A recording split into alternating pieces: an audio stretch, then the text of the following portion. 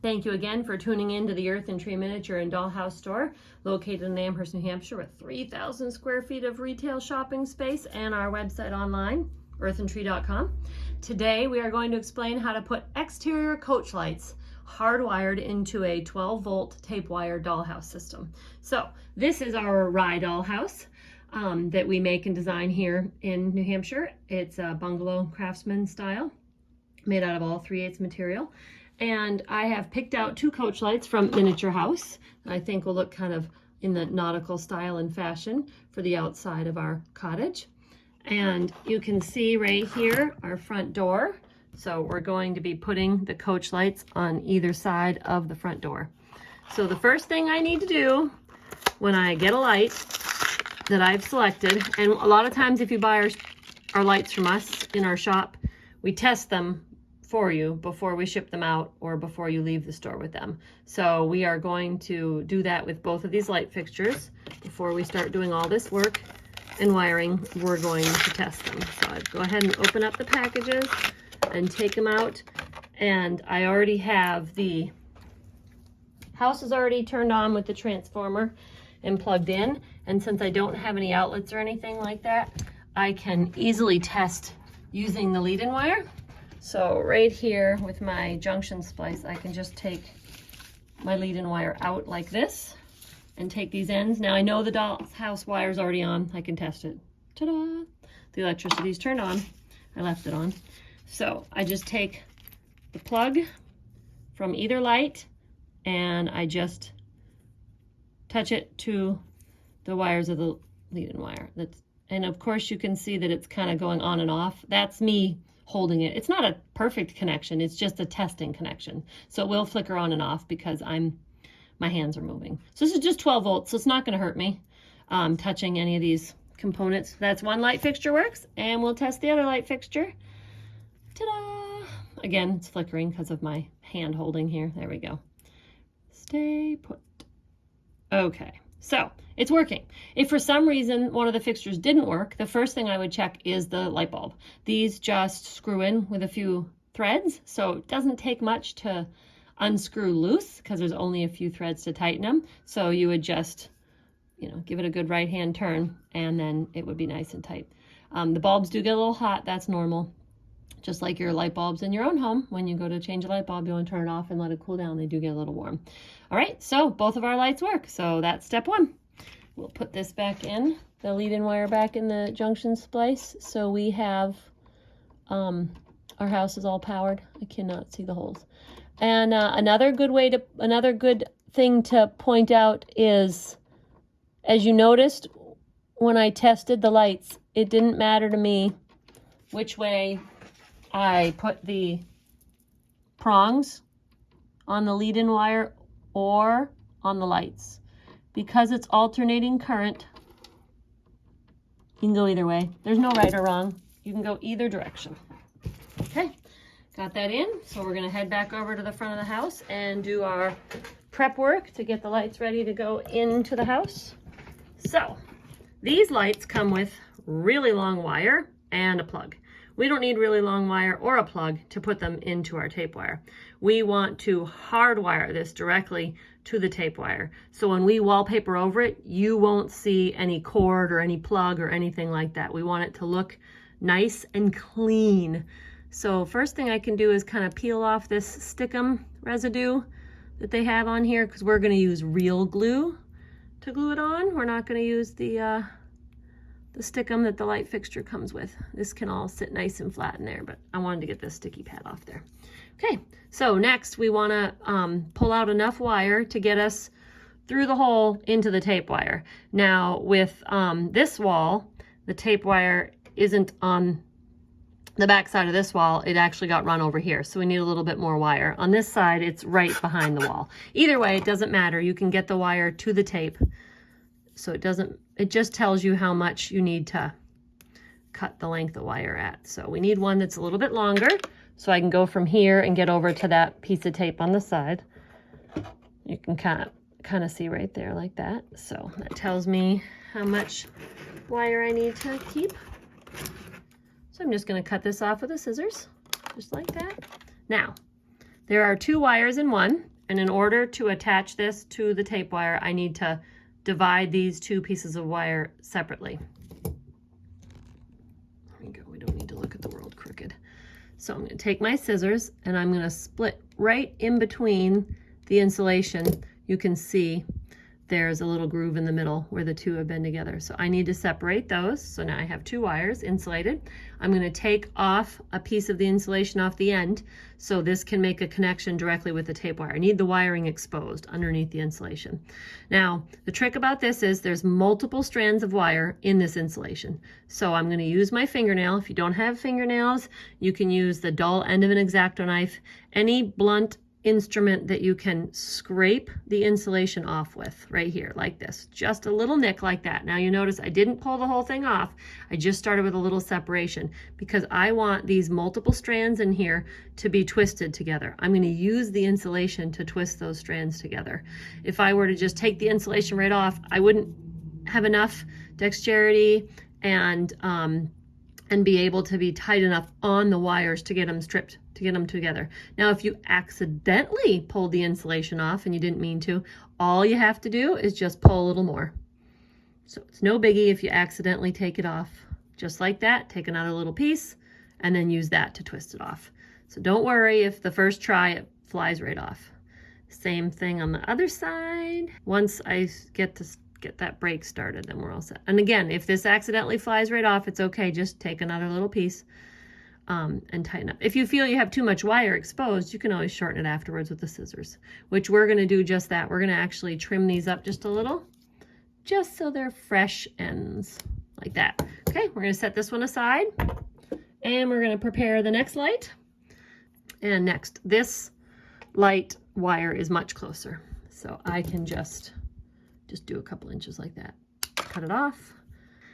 And you can see I'm always holding onto the wire really strong. I don't want to pull from the light fixture. You can actually pull these wires right out of the lights. They're not that strong. So we have 2 prepared lights. And next we're going to work on the position, and we're going to drill holes through the house. So this is Circuit. We sell these. They're just a little plastic handheld drill. I don't know about you, but I'm not really... I use some power tools, but a lot of times if I can use a handheld tool, that's my first choice, because power tools sometimes they'll make the project you're working on spin because you don't have everything clamped down like in a workshop. So this is just a little handheld plastic drill, and you just turn it like this and it spins. And you don't need a lot of strength or pressure to go through the walls. It also has a little hidey compartment in here for some extra drill bits. Only fits the smaller ones, not the bigger ones. This one I believe is 1/16 drill bit. It's the biggest size that Circuit sells for drill bits, and I think it's the largest size it'll fit in this small chuck. And you just need it big enough for the wires to fit through the hole. So we're gonna get a ruler and measure where we want the lights. So I like to have the door laying in the actual door opening so I can align where I'm gonna put the coach lamps. I'm not exactly sure if this is the door I'm gonna go with or not, but it's a decent size, so it'll give us a good door frame to go off of. This is one we make here in our shop. This is Architect's Choices, our company name for the doors and windows that we make, and this is a prairie style, and it's got, which is the smaller window at the top, and it's got the larger head of the traditional header of the traditional style, but it also comes in classic and Victorian where it's different size headers. Okay, so with the door in, it kind of gives me a little idea on where I can put my lights. So I want to hold them up and get a nice idea. I like them to be at least 6 inches.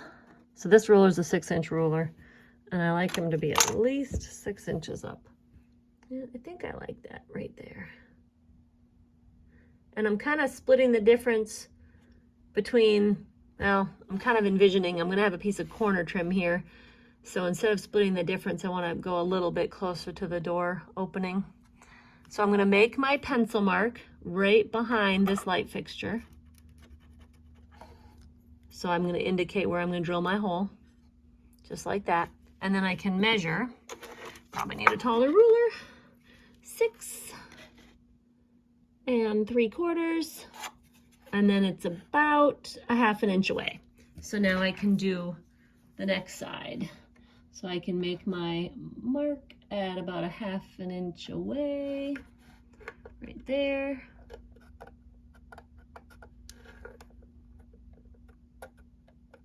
And then make sure I'm just about 6 3/4 up. Yeah, looks good. Okay, so I can see my 2 pencil marks, and I will hold up both of my lights and make sure I'm happy with the placement. Yep, I think those are good. Too high up and you really can't see them. They're supposed to be, hypothetically, if someone were to come up to the house, pretty close to eye level so they can see what they're doing, to be able to get in the door and everything like that. All right, so we can take the door out. We don't need that to be here while we're drilling. That was just giving our placement. So with this drill, you really do not need to apply a lot of pressure. If you push too hard, you're just going to bind the gear and it won't spin. So I'm really not applying any pressure. I'm just doing the spinning. I should say very little pressure. You can see the sawdust already starting up, and it's going right through that. Our houses are made out of 3/8 MDF and birch, and the drill bit goes right through them just fine.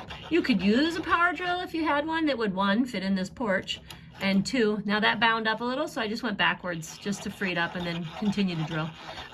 You'd have to have one that fit in your porch, and one that took a small enough drill bit, if the chuck takes a small enough drill bit, which would work if you're into. There's no reason to not use a power tool. I'm just used to these. All right, so now I've got all the way through. I'm gonna wiggle the drill a little just to clean the hole up from any sawdust. Kind of file it down with the drill bit. And at that point, I'm gonna get these 2 wires to go right through that hole, because I want to be these wires inside the dollhouse. Another reason why we twisted the insulation, because feeding these wires through here, if they were not twisted together, would be almost impossible. So we're all the way through. Pull the wire on the excess side so it can kind of just lay there flat. It's not glued on yet or anything, it's just laying there. And we're gonna drill the other side. So what's really important when you install coach lights and you're gonna hardwire them through your house like this is having a replaceable bulb. If the bulb was not replaceable and your light fixture burned out, you would have to replace the whole fixture, which would mean removing it from underneath the wallpaper and through these holes that are drilled. Not impossible, but much more complicated. So at that point, when you have a replaceable light bulb on the fixture, you can just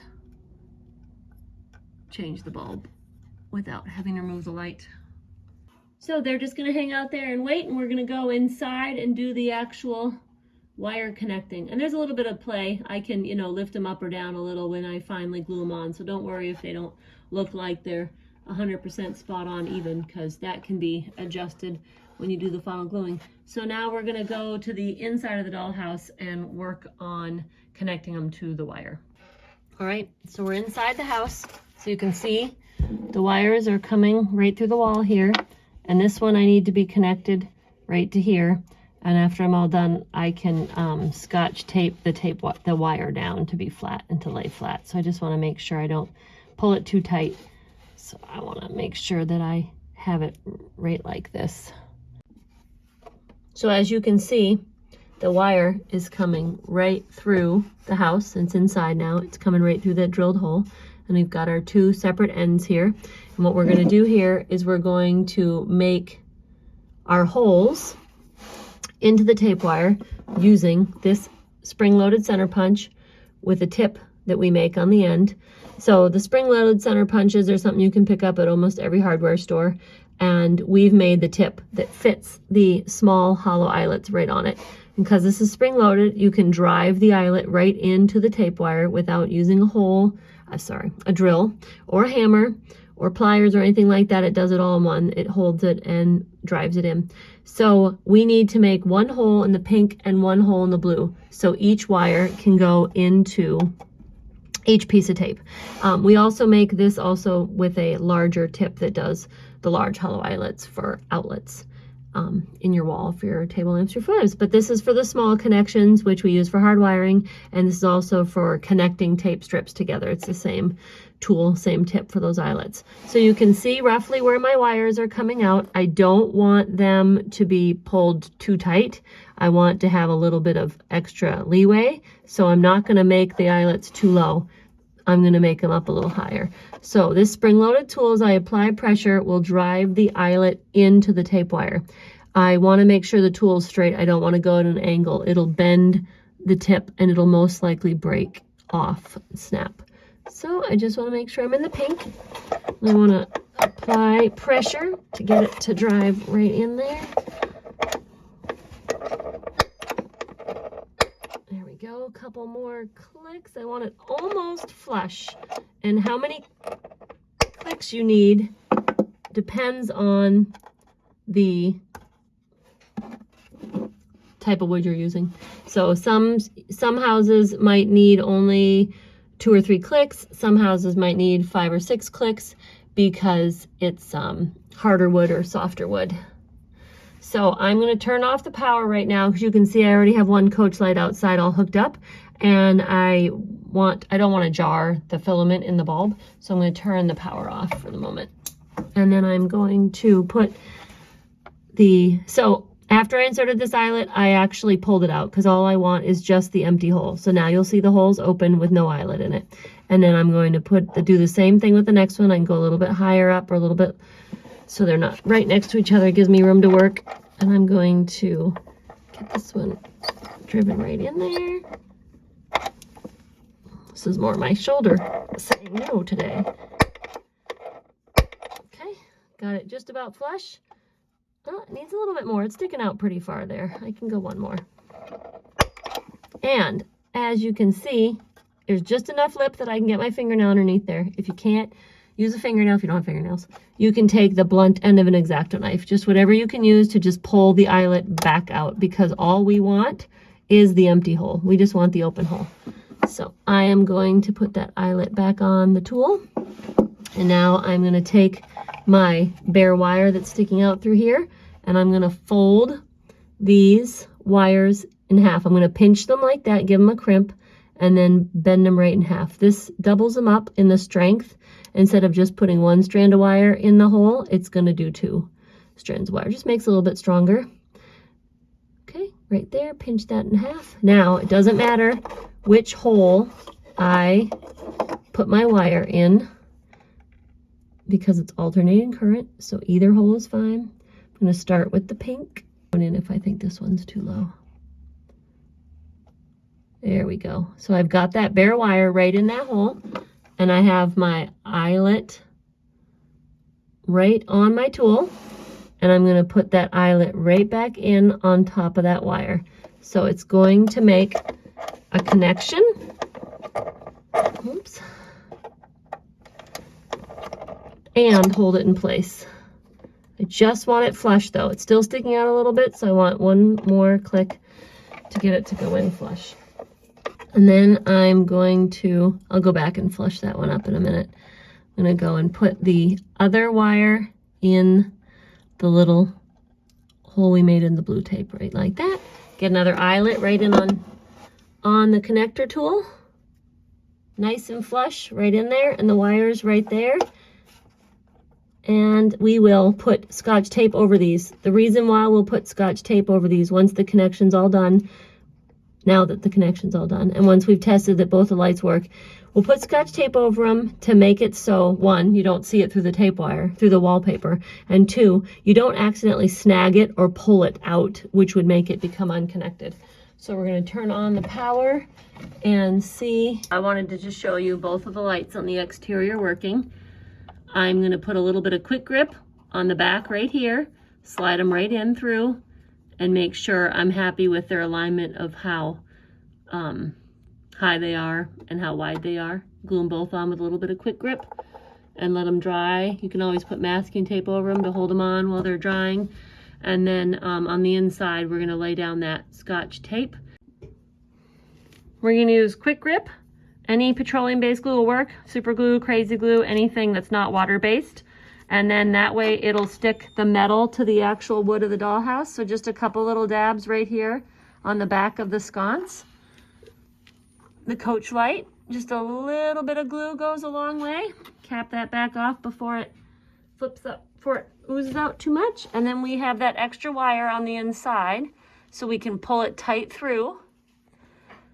And now with this contact-based glue of Quick Grip, it works really well if we touch it a few times to itself. So I'm going back and forth to the house. That speeds up the drying time. You can see right here, speeds up the drying time. Get those all lined up.